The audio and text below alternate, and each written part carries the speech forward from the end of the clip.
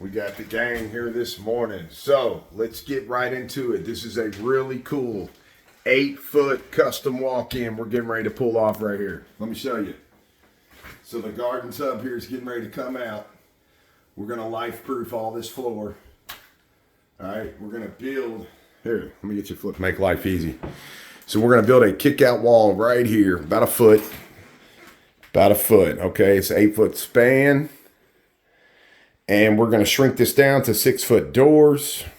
We are going to do 2x6 framework here coming off. We're going to put boxes, Bing, for shampoos and stuff on the inside. And we're going to throw a bench in this one, which is going to be different and really cool. So pretty shower doors as always. Moving over here to the vanity, we're actually going to do a custom epoxy vanity top. Put his and her sink back. Life-proof the floor out. So, seems pretty simple. We obviously have a lot of demo work to do and stuff like that just to get going out the gate. So we're going to show you a lot of stuff. We're going to show you, a lot of how-tos like we always do along the way. Get you tuned right. There's the new floor. Look at all that gorgeous trim work. So wrapped all these corners. Beautiful, beautiful tile work.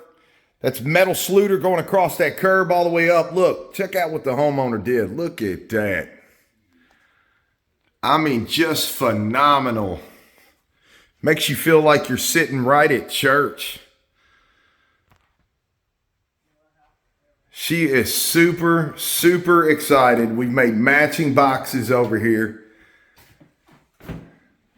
Utilized all that dead space that normally gets just wrapped with tile, just plain Jane. So, little trick for you. I know a lot of you may know this. Most people don't do it. When it comes to grouting the floor, check this out. Just like you paint